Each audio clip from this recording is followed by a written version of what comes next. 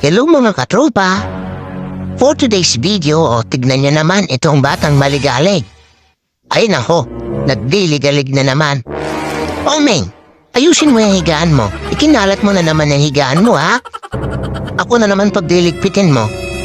Sige na, isamara mo na yung gate para mag-aircon na tayo. Ari nga ho, at hindi na naman mapakali itong batang maligalig at nagliligalig na naman. O, tignan nyo, inosyoso na naman yung aming remote control para sa aircon. Naiinitan ka na ba naman ba, Meng?